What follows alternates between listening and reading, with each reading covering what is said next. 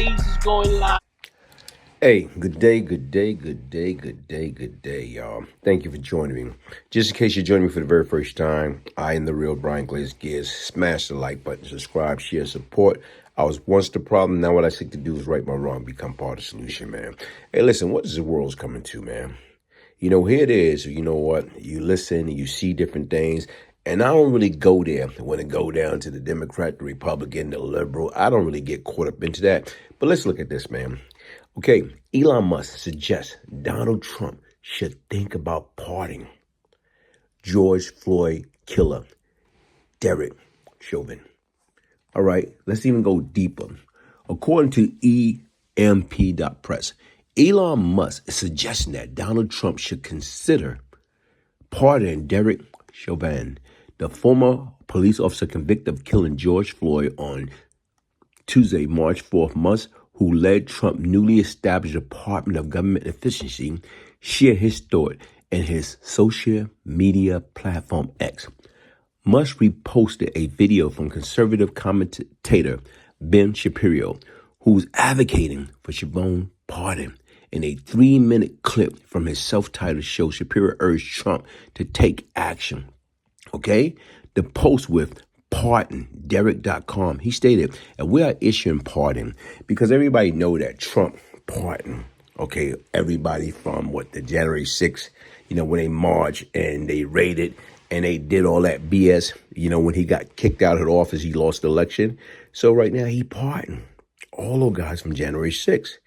So to me, I guess this guy come along thinking, guess what? Trump should pardon him. So look, y'all, I want y'all to listen to him in his own words, and I'll be back. If we are issuing pardons, however, there is one person that President Trump should pardon from federal charges forthwith. It would be incredibly controversial, but I think that it's absolutely necessary.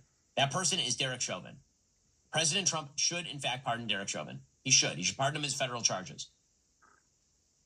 Why didn't I predict it? Of course they're going to push for Derek Chauvin to be pardoned. It's the most obvious thing in the world.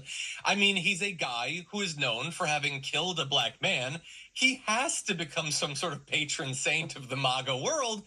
Of course. I mean, the January 6 people that were pardoned included a lot of people who tried to, murder cops or whatever. And if they're heroes, then definitely people were murdering black men. They've got to be one of these. And look, Shapiro seems to acknowledge that it would be a little bit controversial, which seems like it's undercutting it. But there is a bad thing about this for us, those who don't necessarily want to see this pardon. There's good news to end this, so don't worry. I'm going to give you good news. The bad news is that he has a pretty powerful backer for this idea. We'll get to that in a sec, too. But first, here's a little bit more of the idea. The inciting event for the BLM riots that caused $2 billion in property damage in the United States and set America's race relations on their worst footing in my lifetime was, in fact, the railroading of Derek Chauvin in the death of George Floyd.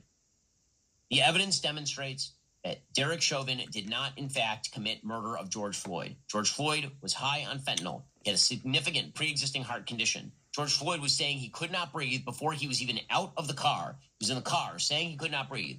Derek Chauvin, for large segments of even the tape that was shown, had his knee on George Floyd's shoulder or back, not on his neck.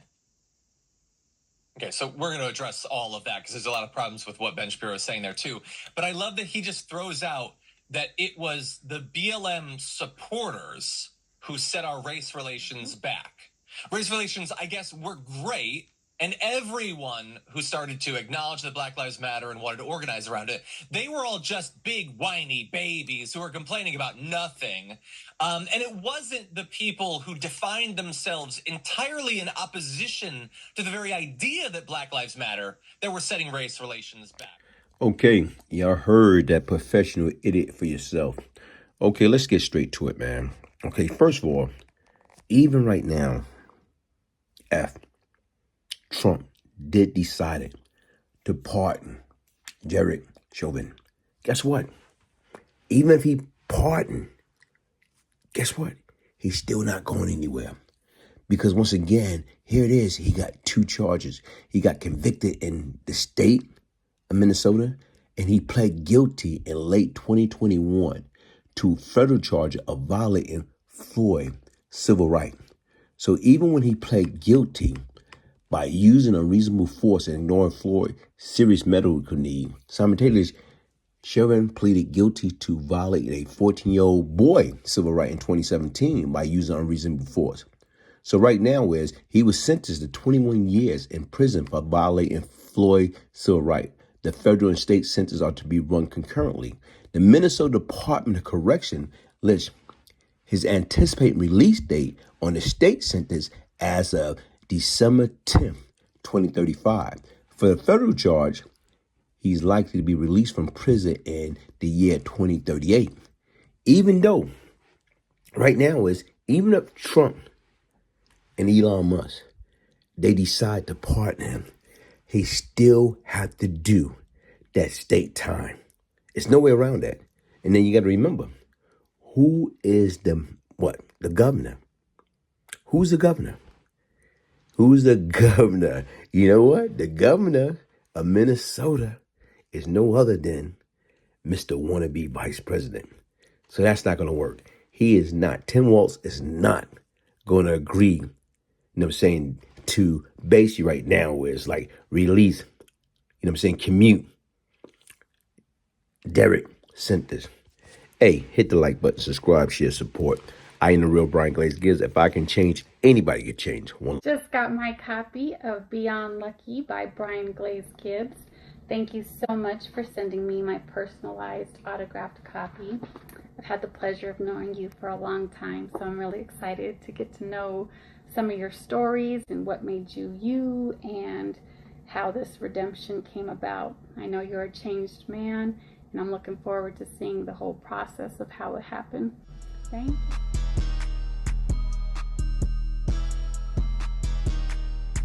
Oh, thank you so much, Brian Gibbs. I love this book so much. I mean, I was a fan of your YouTube channel, but now I'm like a real up close and personal fan. I really love what you have going on here.